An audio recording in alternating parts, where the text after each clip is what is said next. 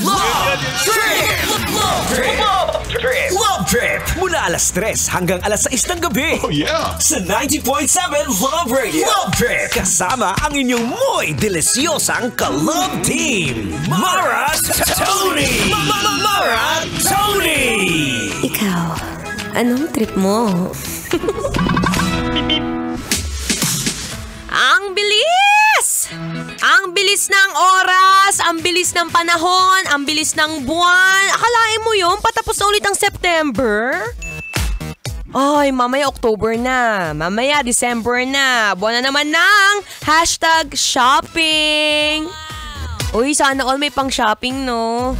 What if, isama mo ako sa pang-shopping mo, itago mo na lang ako sa, dyan sa kotse mo, tapos pag nakita ng misis mo, sabi mo, hindi, wala yan. Ano lang yan, malaking regalo. Sama mo naman ako sa pang-shopping mo. It's a happy Tuesday, Kabisyo. I'm back. Yes, this is still your newest and freshest DJ ng 90.7 Love Radio na nagbibigay pruweba na hindi lahat ng maganda ay nag-aartista. Yung iba sa radyo mo na rin makikita. Hi! Kumusta po? Still, this is your one and only DJ Mara Tony para sa programang Love Trip na kahit ano pang trip mo, sports trip, round trip, zone trip, food trip, road trip, ay, sasamahan kita. I gotcha. Yo, pakinggan nyo to. Trip lang. Yes, that's right.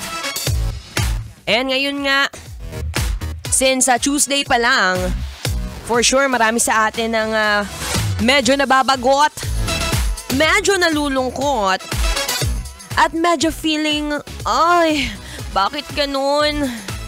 Magpapasko na, parang wala pa rin akong naipon. Huwag ka mag-alala, parehas tayo. Akala mo pag DJ maraming pera ha? Hindi, no? Marami rin kaming gastos, no? Make-up pa lang, ubos na pera ko. Diba? Ganun talaga pag kailangan laging maganda. Kailangan laging presentable, kahit tig-100 o ay tig-1,000 ang lipstick, okay lang yan. Basta, fresh. Mga priorities talaga no? Makeup. Anyway, kumusta kayo ngayon? Nakapag-merienda ka na ba? Uy, kaninang umaga, sobrang init. Parang kahapon, di ba, medyo maulan o medyo, maambon. Di ko na rin talaga maintindihan yung panahon eh. Feeling ko tong panahong to, katulad ngayon, kanina, since sa sobrang init, sumasabay siya sa init ng ulo ko. Init ng ulo pagdating sa mga bilihin. Ay, grabe naman talaga ang pagkamahal, no?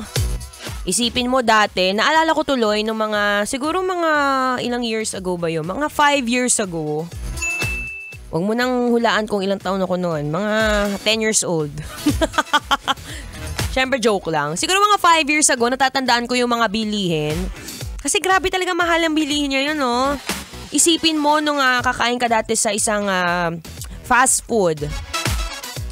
Meron niyang yung mga madalas nating kainan na inihaw na manok, na may kasamang kanin, only rice. Sabi natin PM1, PM2, 99 pesos lang.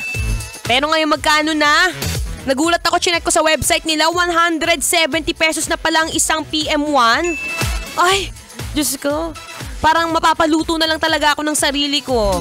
Hindi ko na kailangan bumili dyan sa mga, alam mo na, ayoko magbanggit ng restaurant, baka bigla magpadala dito eh. Kung magpapadala ka, pwede naman. PM1, PM2, baka naman. Di ko alam kung makakatipid pa tayo sa panahon ngayon. Given na it's already 2024, mamaya 2025 na. Habang tumatagal, habang nabubuhay tayo sa mundo, pamahal ang bilihin. Ay, ewan ko na lang talaga. Pag-usapan nga natin yan ngayon sa programang Love Trip. 3 to 6 p.m. yan. With your DJ Mara Tony. Arat. Usapang pagkain. Pero habang naghihintay, makinig muna ng Feel Good Music. Ngayong Feel Good Tuesday, kailangan pa bang i-memorize yan? Basic. Kailangan pa bang i-memorize yan?